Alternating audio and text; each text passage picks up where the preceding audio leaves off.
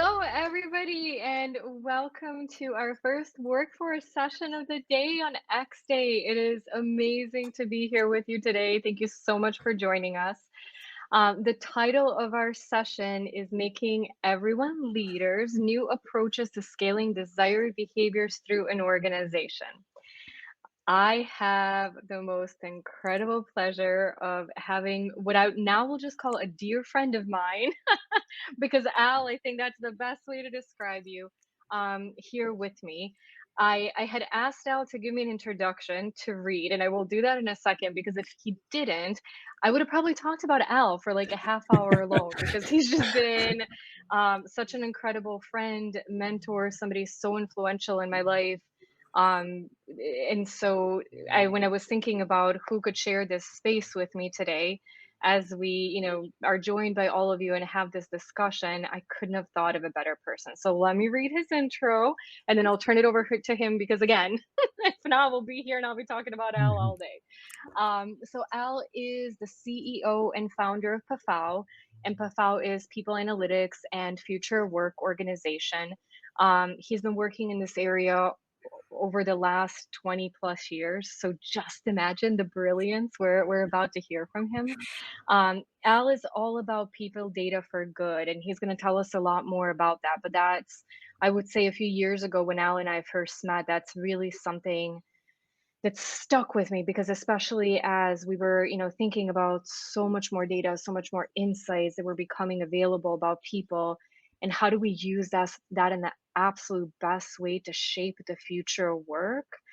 That the saying of his, people data for good, it just really stuck with me and really resonated with me, because it showed just very clearly who he was as a person, and how as we were getting all of this extra information and ability to move ahead and make choices and decisions in personal lives and the world of work, that it was all about positivity, all about making that incredible positive change. So I'll definitely let him speak a little bit more about that himself.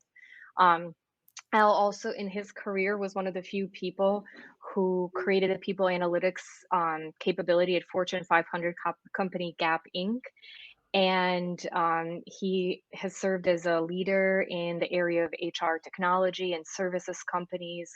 He's consulted and advised with some of the most accomplished organizations across the world. And he just does it in the most incredible, most selfless, most thoughtful way. So, without further ado, Al, welcome. It is such an incredible pleasure to have you here again. Is there anything that you would like to add about your experience, or would you just like to I kick us off don't about know. people data for good? So much for lowering expectations. I mean, I'll just say that it's a two-way street. I think you and I are a perfect example of how two individuals elevate one another and inspire and help us be better contributors in the world. So thank you for what you've given me. And I'm very excited, not only for this discussion, but one of the opportunities that we have here today and as we move forward is challenging ourselves to be different. And I think the pandemic has all invited us or caused us, has created this impetus to, hey, not only Mhm. think differently, but do things differently. And I don't see the world in some cases changing fast enough or appropriately enough. And so, yeah, very excited not only for you and I to go back and forth, but for the audience to chime in and guide us to where they want to hear. So, thank you for having Yeah, me. absolutely. Oh, it is such a pleasure. And yeah, please, for all of you who have so kindly joined us, feel free to add some questions in the chat. I promise we'll do our best to go back and forth. Worst case scenario, when we get through the questions that we have pre-prepared, we'll go through and answer those. But again, it's part of the reason. So Al and I think we're at the point that we talk at least weekly, sometimes multiple times a week. So the purpose of this conversation is not for he and I to benefit from each other, but really everybody else to benefit from, particularly Al's incredible experience. So one thing that just shows how amazing he is when he and I were preparing for this. For those of you, and I think many of you know Al pretty well. He has elevated so many people. He has given so many people a voice. And when he and I were preparing for the session today, and what are, the important questions to ask, he even asked me, "Well, should I ask you some questions?" And I'm like, "No, no, no. You've given me such an incredible opportunity to talk about my opinion." So we settled that it will be dialogue at best. But I think that so many of those who joined us really joined to hear your perspective, because every once in a while we have the privilege to hear it, but again, more often than not, you're giving somebody else that, the podium, the microphone, the platform to really bring their passions to life. So without further ado, I'll get us rolling with our questions. And again, please, anyone that's listening in, feel free to jump in, ask anything additional they would like to hear from Al. So the first question is, when you think about future work, and I know it's such a, enormous topic, but what are some key things that come to mind that you believe organizations need to be thinking about? And let's say over the next 6 months or a year, because we can talk about far in the future, but things are changing so quickly, that when you're seeing these current dynamics, what do you think? What would be some recommendations for organizations that you would Well, the first thing that comes to mind when I hear the future of work is that it's not going to be equitable. We have this idea that, okay, everyone has phones now, and that there's going to be self-driving cars, and there's going to be all this automation that's going to make businesses more efficient and effective. I'm really curious, as I hope we all are, is how is it going to impact people's lives? How is it going to impact have? their livelihood? How is it going to impact how much they work and the quality and nature of that work? And Yeah, so there is going to be a high degree of variability in terms of how we experience the coming years. And I don't like talking about the future of work in esoteric terms where we're talking 10, 15, 20 years down the road. That there is a place for that. But I'm really yeah. interested about next year and a Yeah, couple few years out. And so how can we then as individuals prepare for that imminent future? How can we as team leaders prepare? How can we as organizational leaders prepare appropriately? So the equitable nature or inequitable nature, as the case often is, of the future of work is what comes to mind. Also, the yeah, sustainability of work, not only yeah, in terms of how sustainable is it in terms of what we can do in a given amount of time, but what is the impact on the environment and our quality of life. We can't just work in perpetuity. We can't be driving 4 or 5 hours each way. We do have certain constraints, and acknowledging those constraints and really appreciating how it's impacting others as well as the environment is going to be a key consideration as we design people strategies, as we design work yeah, strategies here in the near future. yeah. And what are I think that's such a perfect point, and a lot of times when we talked about the pandemic and, what researchers talked about is it's everybody was impacted, but we were not impacted in the same way. Maybe no two humans were, but there were some people who were more fortunate, there were some people who were less fortunate, and we saw that. And I think even a lot of times I share the story of QuestionPro because we are a global organization, and it was just incredible to see the pandemic hit both in the number of cases, but also mentally, physically, like all of the different impacts differently on different continents. Hmm. And so I remember, for those of you who don't know, I sit in Buenos Aires, Argentina, and I have a lot of my team, across the United States, Mexico, India. And at one point, it just felt like India and the United States were just in different worlds because of the pandemic and because of the stage that it was in, and just being so mindful. And I thought that our leadership handled that really well, because we, especially our CEO Vivek and everybody else, thought about, well, what else do we need, how do we support the different groups, not everyone's going through the same thing. So how do we make the decisions for the people who are impacted the most to make sure that they're doing as best as they can. We unfortunately can't fix the whole situation, but we can certainly make some decisions to make it easier for them. And how do we, make sure that all of our customers, all of our employees understand what's going on no matter where they're sitting, and how do we still deliver what we need to, but really put our people first. And that Mm, to me, when you're talking, I know it in a different way about things being inequitable in the future, but it was just these stark differences. I found that degree for the first time in my life, sitting in the same place and understanding, wow, people are going through very, very different things. And it's not that it doesn't happen usually, but it wasn't as amplified. It wasn't mhm. as obvious and as clear. And so when you think about some of the things, as organizations move ahead and go through different changes, what are some of the things that leaders, what are some of the things that organizations can be thinking about to see how the different changes are impacting the people? How are they impacting them differently? Like, are what are your thoughts around, like, what could they be looking at? What could they be thinking about? Maybe even measuring? I don't know. Yeah, I'm looking over my shoulder because it reminded me of something about my daughter. But I'll come back to that later, I think. But I want to get right into this notion that you and I have talked about. And it's one of capacity. And I was going to kind of save this for a little bit later, but I'll just bring it in now, is that we're all as human beings constrained by time.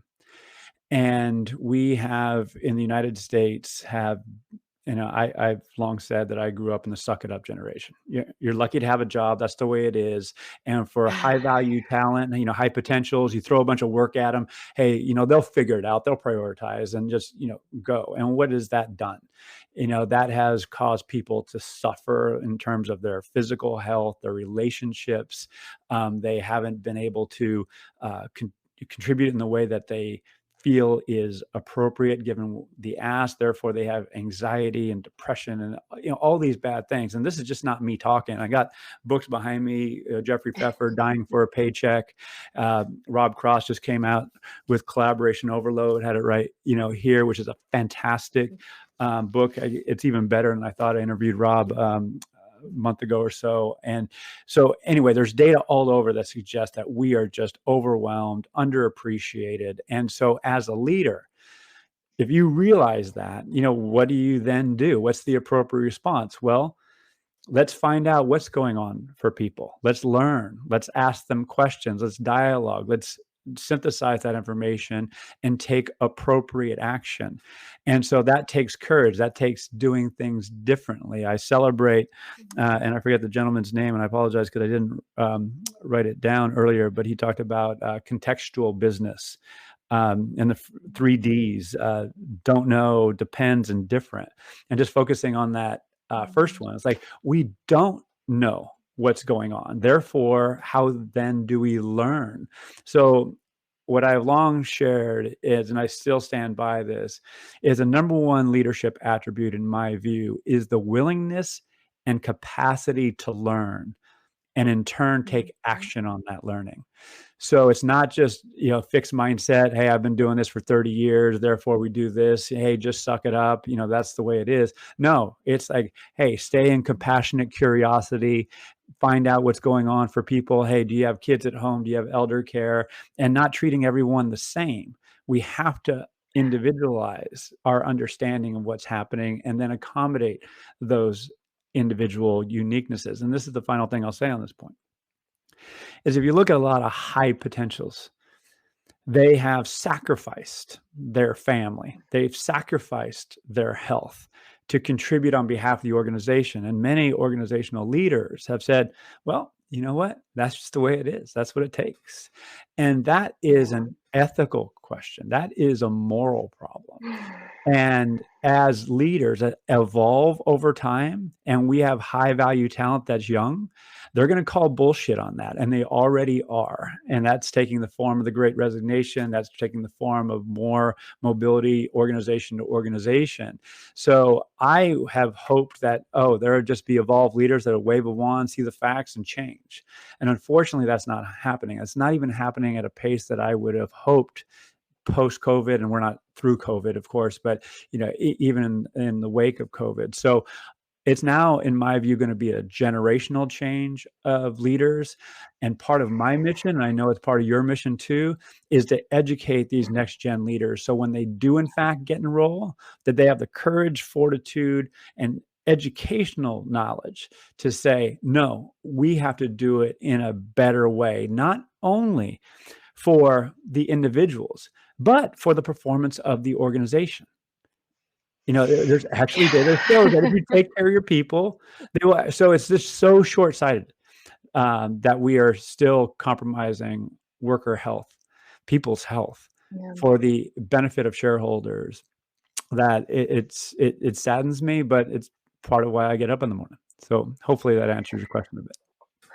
It does, and it just brings so many more questions and thoughts. And I think, I've been seeing a really interesting pattern, and you and I over the years have had many conversations around leadership, women in leadership positions, particularly diversity, equity, inclusion, and belonging, and why organizations are now moving faster.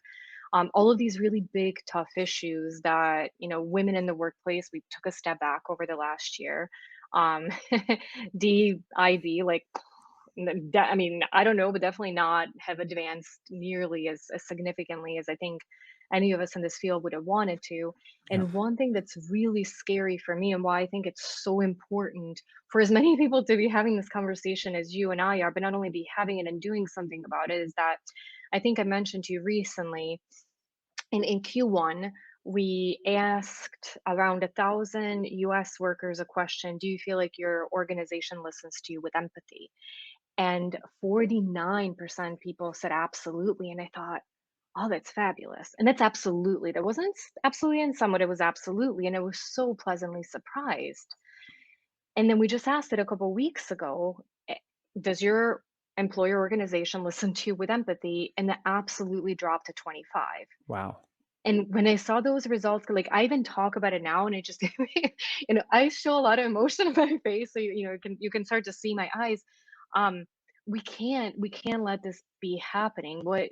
What I'm seeing in some of the conversations now, what you and I are talking about, and we'll talk a little bit more about leadership specifically, but some of these organizational changes and these dynamics happening are not going to be easy. What's in some ways easy is to go the way things were before, but now we're seeing how many people are saying, "I just can't do it anymore." Like, I was tired before, but I'm Mhm. so tired after the pandemic. Like, no, even maybe the most fulfilling career is not worth it, because if I'm so stressed out and I'm making this huge impact, in the end, am I going to break? We talk about so many people that are having breakdowns, that are having really significant mental issues.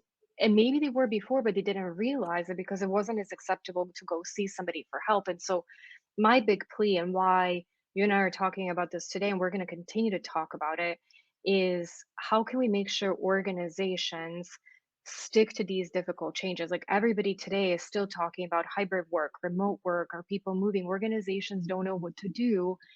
And of course, in the world of QuestionPro, we focus on survey, and we'll come back to empathy at scale in a little bit because it's one of our favorite concepts. And what we're seeing is that organizations sometimes are asking people, how are you doing? Is this working for you? What do you want? But what I'm seeing oftentimes is that before making their decision on what to do next, they're waiting to see what others are doing. Mhm. And Yeah. there's this incredible opportunity to make a bold stance. And that's why, like, I'll turn the mic back over to you, but that's why I keep coming back to this point. For It's not going to be easy. Organizations, I think, in some ways they're being encouraged to take a risk by the great resignation, but in some other ways there's this a little bit of like, how much chance, how much change do I need to make, because it's going to be tough for me, versus maybe where can I stay and be okay enough because everybody else is doing it the similar way, so at least I won't stand out. Well, if I'm a listener here today and I'm getting that question, I think, I think everyone will agree with what you just said. And there is this reality that, in my view anyway, that workers have not self-advocated. And part of, they haven't set boundaries, they haven't said no, they haven't made their concerns heard in a united voice, and they haven't offered ideas and solutions, either individually or, again, in a united voice. And then it invites the question, well, are leaders, organizational leaders, creating pathways, mechanisms for which workers can have a voice. And Mm. yes, when COVID happened, what was top of mind for all leaders? Well, we got to keep the wheels on the bus. So all these tiger teams came together of IT, HR, facilities, securities, legal, all this stuff. We got to get people working, from home. Well-being became a top priority. Not only making sure that people didn't catch COVID, but are they physically and mentally and psychologically okay? That was great, but is that Mhm. going to be sustained in many organizations as we return to workplace and create this hybrid model? So, what I foresee happening, and I use the term high value talent. So, high value talent effectively means that you got options. And so, if I am an engineer at a large tech company here in the greater San Francisco Bay Area, and I'm being asked to come in 3 or 4 days a week and still put in 70 hours, and that's compromising my health and my relationships and all this, I don't have to do that. There are other employers now Yeah. that are going to offer me a better value proposition because, again, I'm high value. Not everyone is high value. That goes back to the inequitable nature of the future of work. Even, however, those people who are hourly or non-exempt, they're going to have increasing options, and they are refusing to go back to work, and that's Yeah. in many cases a good thing. So employers have to respond. I just read, I think this morning, and I forget the state. um, it's upper Midwest, but they're authorizing the giving permit because of the labor shortage, quote unquote labor shortage, authorizing 14-year-olds to work until 11 p.m. And I'm like, Mm. that's not a good solution. How about paying people more and enabling them Yeah. to make it, worthwhile for them to invest their time and energy and talents into a certain Yeah. employment opportunity that would take them to that time. So where I'll land with all this is that we as workers have to put our voices forward, and we have to be attentive to organizations that aren't offering that. If my voice is being put forward, is appropriate action being taken? In other words, am I being Yeah. listened to? And that doesn't always happen. Yeah. So yeah, I hope that came back around to the fact that if leaders aren't opening these pathways and creating this dialogue, then they're going to miss Yeah. out and they're going to lose talent and they're going to continue to lose Yeah. talent and they're not going to win long term. Yeah, well, and I think that also brings us to a point that you made earlier that I haven't seen. Maybe I'm sure it's being talked about, but definitely not as much in the media as other things. Is this generational difference? And I was reading a book last night. And it was talking about the Great Depression and just how many people were out of work and how many people were dying for pay. Like literally, they couldn't feed their families, and so it's having a job at that point really was a luxury for survival. And you know a lot of some of the leadership trainings or employee trainings, when we talk about biases, we tackle the racial biases, the gender biases, Mhm. which are incredibly important. But what I haven't seen as much is maybe this kind of generational bias. And how do I and I so I have a perfect example from this morning. Like, I'm not a Gen Z. Am I a millennial? Maybe, depending on which year you look, I could stretch it maybe. But I have, often had a much more traditional view on work. And when I was younger, I put in just so many hours and I was, looking towards that next title, looking towards that next paycheck. And my life has changed a lot since then. And I won't get into my life story, but I approach things very differently today. And I'm probably more passionate than I've ever been in my life about my career making a difference. How I put that into play is not only equated by the number of hours I work, but how I relate to people. And so the way I approach it has changed. But because of some of these biases, or maybe how I grew up for a while, I still find myself questioning. Like this morning, I woke up and I didn't sleep well last night. And I thought, "Ah, like this day is so important to me, and I get to talk with you and do another session later. And I want to, I want to bring my A game. And how am I going to bring my A game this tired?" And so I was sitting there thinking, do I have time to exercise? Do I have time to, get on my endorphins going? That was like at that point my best bet. I thought, but I need to write these emails. I have to make, and then it was this logic game in my mind of what to do, and I said, "No, okay, nobody's going to miss me if I log on 30 minutes later, but I'm going to try to do something different for myself physically because I do think it's gonna help me mentally." But I think if you talk to Sanya from 10, maybe 15 years ago, that would have never happened because I would have not dared logged in so late. So I'm still working as somebody who's like a huge advocate for all of this. And so I think that for probably people who have been in leadership positions for a while, who still are some of the people have the greatest ability to make an impact, I think there's some more work that we can do unpackaging some of these beliefs because we might not realize that they're inside of us when we're making decisions about ourselves and when we're making decisions about our team. Because to your point, I think that there are going to have to be changes and they're going to have to be changes done in a way that we haven't done them before, but it's not, you don't snap out of the way you've been thinking about things for decades overnight. So I think that there's a lot of work maybe that we can do there that's maybe a little more subtle but can be hugely impactful in how people connect with their teams, how they connect with their organizations. It's being, I'll start with this in response to what you just shared. Being aware of our self-talk is hugely important. Leadership development starts and stops, in my view, with personal development, with self-development, self-care. And yeah, and then we can empathize better because we better understand ourselves. We understand what's driving us. And so we can stay in that compassionate curiosity and make more appropriate decisions on behalf of our team and on behalf of our organization. But if we're the ones, sleeping 4 hours a night and burning the candle at both ends and modeling behaviors that we want others to exhibit, then what kind of culture are we going to have? At the end of the day, we're going to have a bunch of people who mirror those behaviors. And I interviewed Dawn Klinghoffer from Microsoft again about a month ago, and she had shared something just as the pandemic was getting on. They have Viva Analytics, which used to be Workplace Analytics, and long story short, people were having more meetings but of a shortened duration and less time in between those meetings to actually get work done. And what some leaders were doing, they were actually sending emails on a Friday afternoon. Well, finally I get some time, I'm going to send these emails.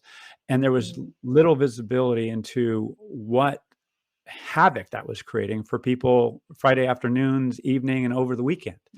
And, once that was exposed through analytics, by the way, they're like, wait a minute, that's not the behaviors that I want to exhibit, nor is it the behaviors that I want my team to exhibit. The feelings that they're going to, how they're going to feel based on that.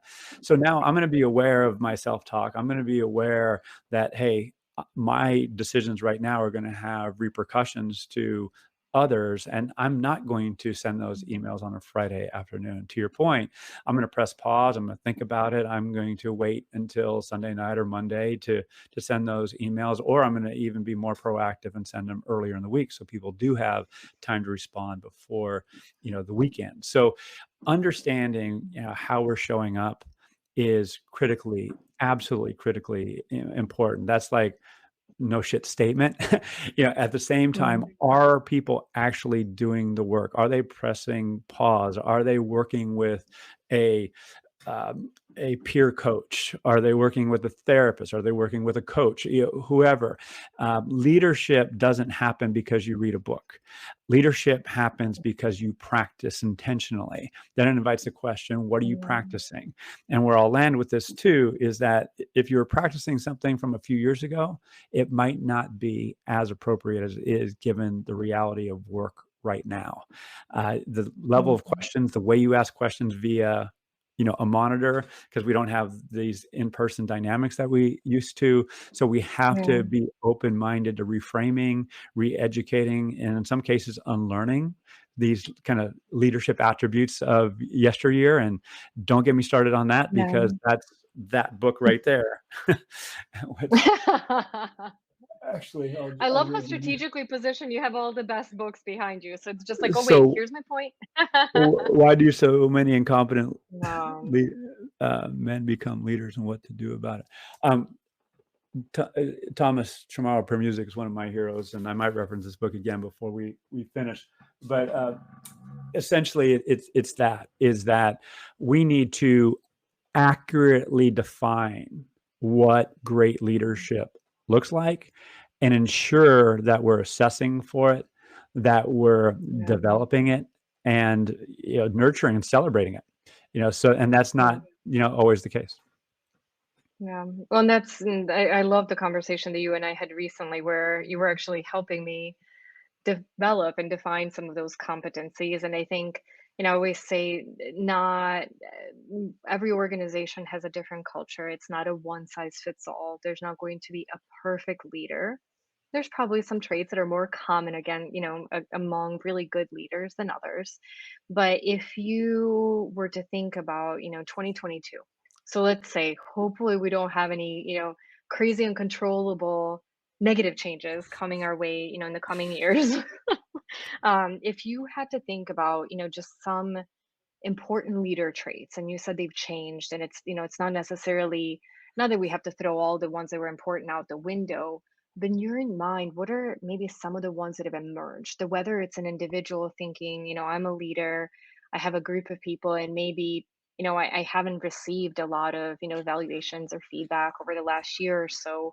What should I look out for? Maybe what are some of the things I'm not being as mindful of because maybe I'm just not as aware. I think there's a huge, huge area of that is the awareness and the wanting to, to be good at something. So what are some traits like top of mind that come for you that you think should be, pretty um unanimous, pretty common across all leaders, maybe, mostly regardless of what culture or organization you're in.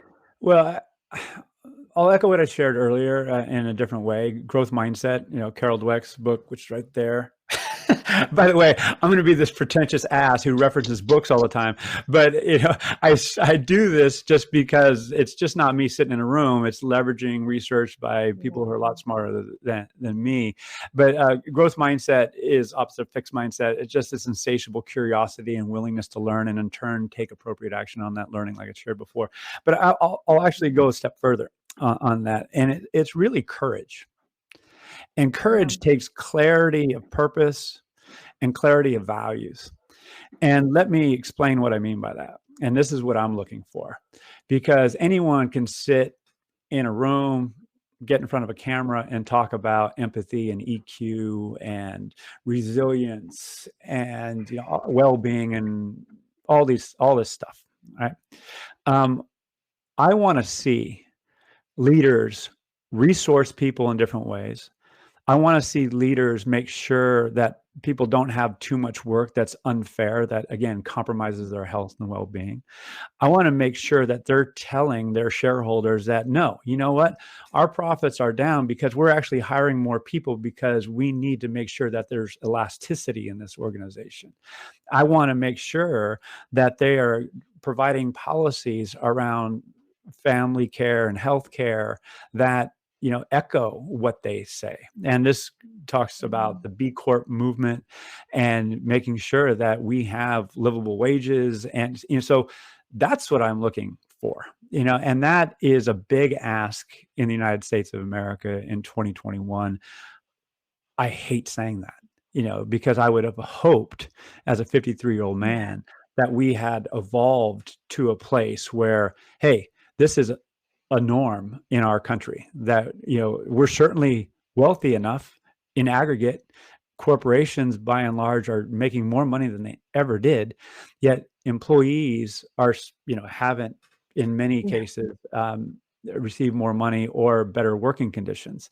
So that's where I go back to self-advocacy, and this is where I'll actually kind of flip your question a little bit and look at the role that we have as followers.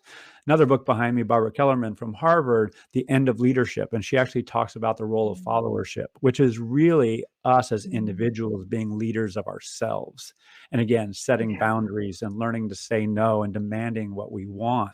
And while it might seem like, damn, Al's talking about social uprising, I'm not talking about that. What I am talking about is being really clear on what you want and what you're willing to not what you're willing to put up with, and where that boundary is, and saying no, Yeah. I'm not going to do that. Because many, either consciously or unconsciously, leaders will just they'll push and they'll push and push until a limit. I started in my work at, in kind of in this people analytics domain as human capital analytics. And I was grossed out by the term, and I still am grossed out by the term, because humans are not capital assets to be optimized or maximized. That's not the case. I get it. Where there's investments in people and there's an expected return, but that return cannot be ignorant of us as human beings. And that's where I hope we go. So, and to bring that back around to your question, what I'm looking for is that courage to make bold decisions on behalf of the worker, on behalf of the customer, on behalf of the environment, on behalf of all stakeholders of the business, not just the financial shareholders of the business. That's echoed in another book, Terms of Endearment, and others. So we're gonna share a list with everybody, and then the library, it's right there. Just to give a picture. So hope that helps. Yeah, it does, and it makes me think too that courage is maybe one of the most difficult things to develop. And I think historically it has been. I think we're seeing today that's maybe less so by the number of people getting up and leaving. And so to your point, I think that is so important to think that, in my role, I have a leader and I am a leader, but I 100% believe that I am in charge of my success. I'm always optimistic. I'm always resourceful. I choose to view the world in such a way that I am responsible for my successes. I'm responsible for my failures. Successes, it takes a village, so it's not my own doing. But I don't want, especially when something doesn't go well, I don't want to point a finger up or down. It doesn't make sense. I think that courage for a lot of people will be interesting to see how they develop it, because for so long, people were so dispensable.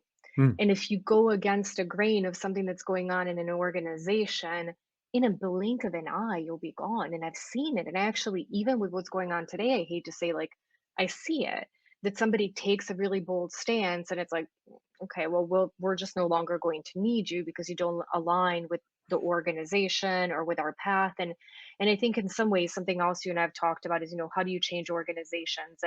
And I remember one answer that I gave you once is that I think that there are too many organizations out there today that want to change, that are not exactly sure how, and leaders that want to change, but they're not exactly sure how.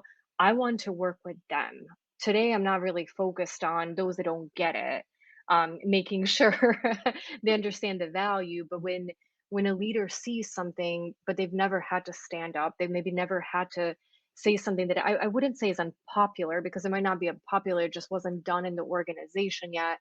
Hopefully today we're at a better place for people to take that stance. But then also, some of the work that I've done, it's really interesting, because when you think about who empowers that, who creates the culture, who defines that, a lot of the times, and this is specifically for like diversity and inclusion research that I was looking at, but it was like CEO and HR, and then it's everybody else below. So it'll be really important for organizations to think about, how am I creating that culture? How am I communicating that some of this movement is not only okay, but it's actually encouraged? Because unless I have individual leaders enacting these in these certain ways, we're never going to make the change that we want to. Because if we're just waiting for it to come from the top, it's either going to take too long, or why should all the movement always come from there? Because if you have all of these passionate leaders and people who care for themselves, people who care for their business, and they care for their people, there's no better advocates in the organization. There's no better change agents that you could ever hope for. Yep. Yeah, I know many organizations over the past 20 years have made efforts to create cultures where people can bring their whole selves to work. And that has been based on noble intent. Okay. And then it then invites the question 20 years on, do individuals actually want to bring their whole selves to work? Is it okay to play a role? Have they been burned for bringing their whole selves to work and saying things that, or being certain ways that weren't in line with what the organization or their specific leader, thought? So where I'm going with this is that if you're a leader, whether it be of a team, family, organization, your life is based on decisions. Mhm. And those decisions are made with imperfect information. They're, in hindsight, almost always going to be suboptimal, meaning, oh, I could have done this a little bit different, this a little different. We're not in this world multiverse where we can have a control group over here and do this decision 18 times. That's just not reality. So Mhm. we have to be courageous and say, no, this is what I want, because it feels right. This is the legacy that I want to lead, and there's going to be risk in that, maybe financially, maybe to the customer experience, something, but I'm going to advocate for the employee, advocate for the worker. And in doing so, I'm going to create a more sustainable organization. I'm going to create something that might not be as financially beneficial to shareholders. However, it's going to be more Yeah. attuned to the customer experience, because we're going to have better continuity, because we're not going to lose people like we would if we had this kind of in and out culture. So that ultimately, again, is rooted in the courage to make a decision based on the clarity of what you want to create. And so Yeah. with my kids, and the reason I looked back earlier, when when they were younger, they're 18 and 20 now, older boy, younger girl, and or man, woman now, I guess should say. We would do each night gratitudes and affirmations. So grateful for sheets on your bed, roof over your head, food on your table, love in your life, those types of things. And then affirmations, they actually had a script, and it started with 3 C's: kindness, Mm. curiosity, and creativity. Now, I get kindness is with a K, but just bear with me. And then it evolved into 30 C's, which goes across the calendar now. But I followed up with courage, celebrating others, coachability, collaboration, many Yeah. things, calm, conscientiousness, things that I wanted my kids to exhibit and build habits around. So by doing so, I was trying to consciously create the culture of our family. And I Yeah. stuck to it, reinforced it. I cite John Wooden, UCLA basketball coach, for many, many years. And I kind of at the age that I recognize that not everyone knows that name, but he was one of my heroes growing up. And he had this saying, it's not what you teach, it's what you emphasize. So as a leader, Yeah. what are you emphasizing, not only through your words, but through your actions day to day? And are you empowering others to echo and reinforce those behaviors, those values? I hope so, because that's when real Yeah. sustainable change is going to happen. If not, then it's not going to happen. Final quick example: Microsoft transformed their whole culture around growth mindset. Say, hey, Mhm. we're going to stay in this curiosity. We're going to, Mhm. learn. We're going to be agile. We're going to do this. So that mindset, that mental model, that challenge, that invitation help them. Not many people remember 12 years ago and 10 years ago when they actually started making that shift, because they're immensely successful, but they were struggling at the time. So Satya Yeah. Nadella made a really conscious decision to say, this is what we're going to be, and built systems and processes and language around that. So that's what Mhm. again, I'm looking for. I'm looking for that courage, that clarity, and that conscientiousness, and I think good things will happen. Yeah. Oh, I absolutely agree. And you talked a little bit about bringing your whole self to work, and that's something. What do we do? What do people want? And I actually just asked that survey question last week, and it depended on the person. Evenly split. How many people said yes, absolutely want everything to overlap, and I'm the same person that I'm at home as I'm at work, and like, well, right now I'm at work and I'm at home. So, Yeah. somewhere like, who am I? And, some people said, like, maybe not. Maybe it's still like some of that separation. And so it was not a one size fits all. It wasn't that everyone's saying, yes, absolutely want this. But one of the things that, I kept thinking about, and I think it's, maybe because it also impacts me personally, but I think it's also going to make a huge difference in how we evolve the future of work and how we shape it, is how do you prepare leaders to support the different people regardless of what that preference is, regardless of Mm. whether the preference is that I want, if you're my leader, I want you to know everything about me. I want to know, when Mateo's birthday is, like when Martine's, like when my parents are Mhm. visiting, how often I talk to him. I want you to know if I slept well, if not, or I just want you to know that, I'm here and it's okay. And then to me, one of the things that, aside from, bringing the fun things, and it's Mateo's birthday. Oh, great, Sanja, happy birthday to Mateo. But what if I tell you, tell you something happened? What do you do? What do you what's that recipe? How do you show up? And I think to me, um, that is really tough. And I don't, as somebody who's an organizational psychologist who thinks about this all the time, I don't have the answer for it. My answer and the reason why I can still sleep at night navigating through it is that I care. I care to figure it out and I care about people. And every day when personal situations come up or when I see something's going on with someone because I can just tell, but they don't want to share, and that's okay. Is that I know I personally don't know the answer, but I think that the scale at that and how this is all going to evolve into, going back to our earlier part of our conversation, what is it that people want today and do not want to commute? And is it for different reasons? Is it just because, what, like, I want to take care of myself and I want to do yoga in the morning? Or is it because I'm taking care of an aging parent? Or what it like, there could be a and today they're not clear guidelines. Like, before, I remember I brought this example up before, but it just baffled me so much when early in my career I was working at Career Builder, and oh, I love that organization. I had the like incredible team, some of the people I cared about most in the world, and we were friends. Like, I was their leader, but we were friends.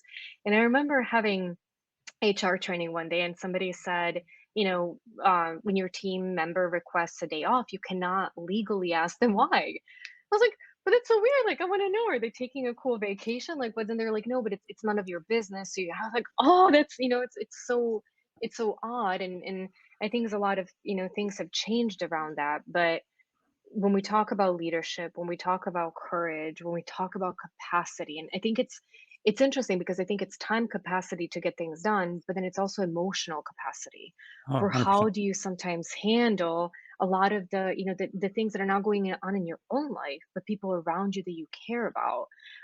Just wanted some of your thoughts on that. And again, I don't expect you to solve it. I don't expect you to be like, well, Oh, no, Sonia, we'll this is solve it. We'll what solve it. We've got a few organization more should be minutes. We can doing. we can solve it. No, All right, so 90 minutes, we got it. But I you're absolutely right. absolutely. We're human beings. Our willpower is an exhaustible resource. Our energy is an exhaustible resource. We need to rest. We need to eat.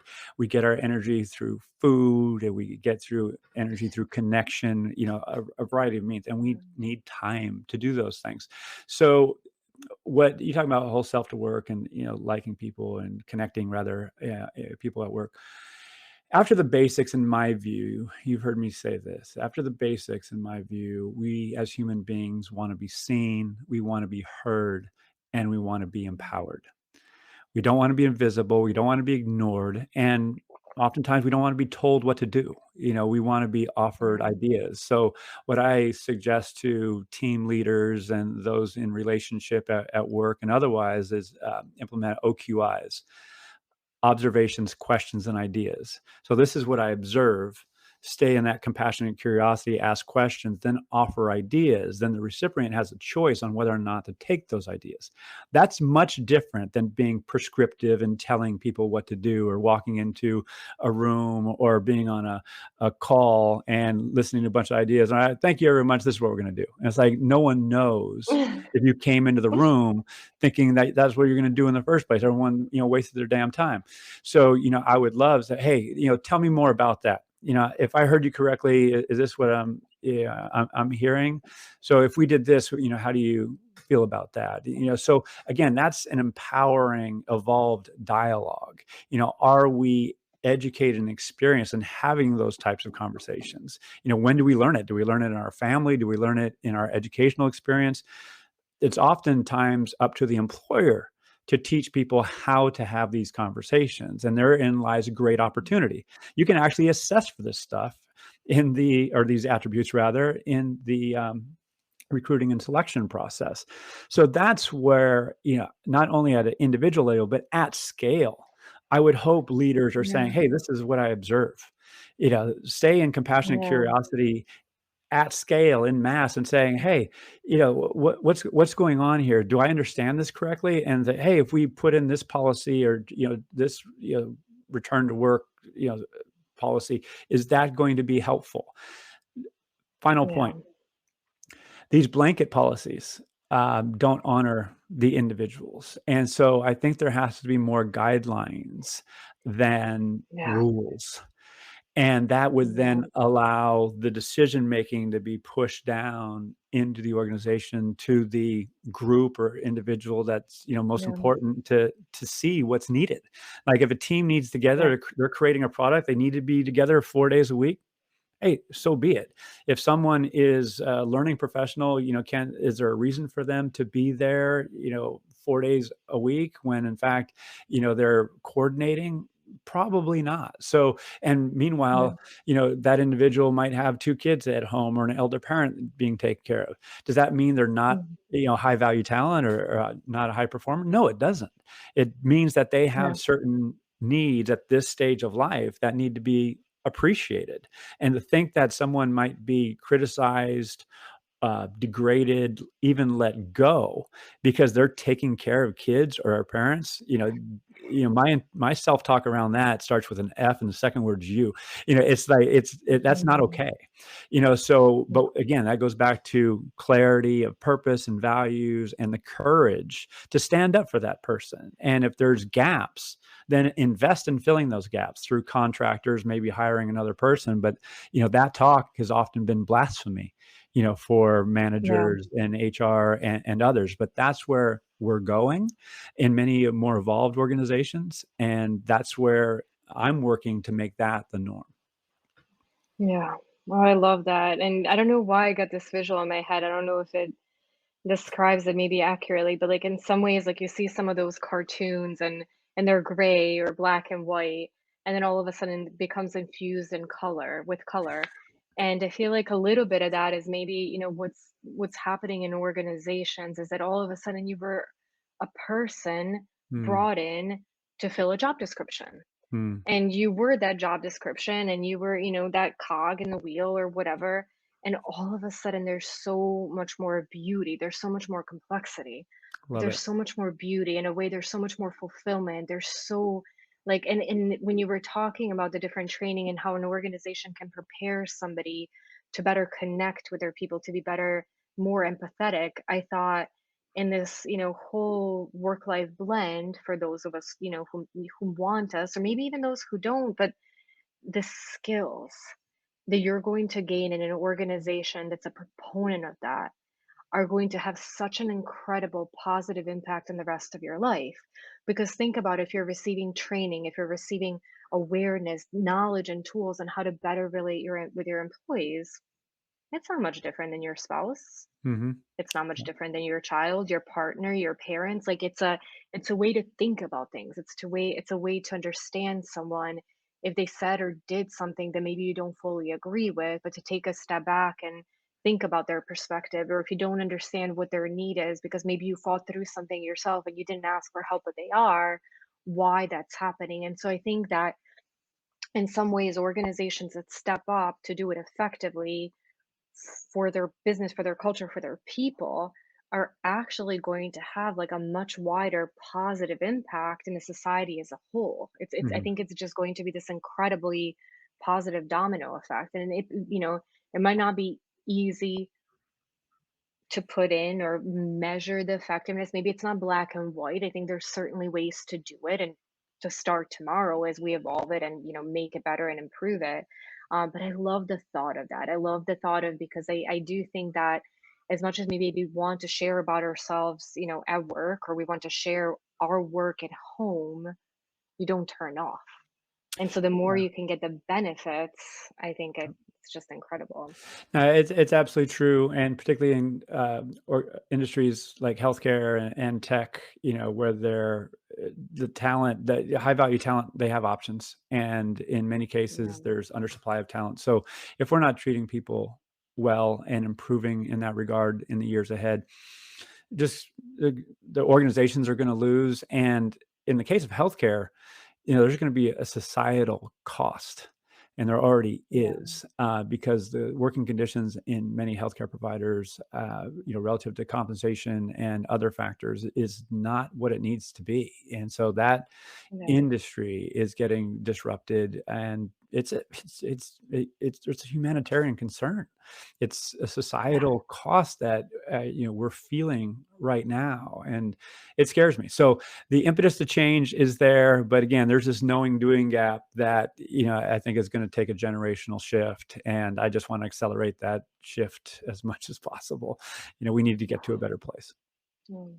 Yeah, I think with your passion, with your ideas, I see you making a significant impact. So Thank you. thank you. We're almost out of time. Like we have a couple minutes left. If anybody wants to squeeze any last minute questions, I was thinking like there's just we could fill in hours and hours of more, chatter and information and thoughts and ideas. One thing that I'll work with Al and our marketing team is to make sure to write down all the amazing books that you recommended, because actually just this morning I downloaded one that you had recommended to me previously to I mentioned one I was finishing last night, so now I'm ready for another one that focuses on diversity and inclusion. And so you were always very. We didn't even get to talk about Rob Cross. I know I had that as a question, but for anybody that's interested in Rob's book, Al mentioned it, and he has a podcast and Profile Live or yeah, Yeah. there. Yeah. So that there you can actually get much more details about it. Hear about their conversation. I would say again, if Al had been such a huge fan of your work, it was incredible to have an opportunity to hear your opinion, hear your voice. I love all the things that you're sharing about the future, the difference you want to make. I think that's been also evident throughout the years and the relationships you built, the people that you know in the industry. And it's incredible to see all the places where you're participating to help organizations and share that passion, help, find ways for all of us to advance this together. And that's, I've always said that none of us will be able to solve this on our own, but hopefully these conversations, it shed some more light for all of the people that were able to join us.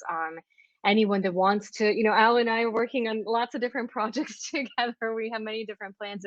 If anybody, was a part of this session and you'd like to, talk with us a little bit more, if you have some ideas on, whether it's organization, culture, future work, leadership, things they maybe want to collaborate on, reach out to Al, reach out to me. But I'm optimistic. I'm a firm believer that together we will make a difference. And thank you. Thank you Well, for the incredible insights and everything you shared.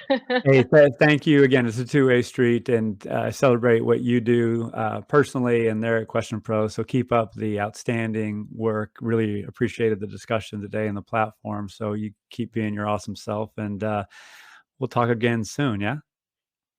Oh, we'll talk soon. Thank you so much, Alan. For everybody else that's still with us, our next session with Ken is about to start. So you can click on the link, frictionless versus memorable, to pop in there. We'll have a recording with Al. We'll share all the different references, and million thanks, Al. Thank you all for joining us, and we'll talk soon. All right. Thanks again. Take Thank you. care. Well, bye. Bye.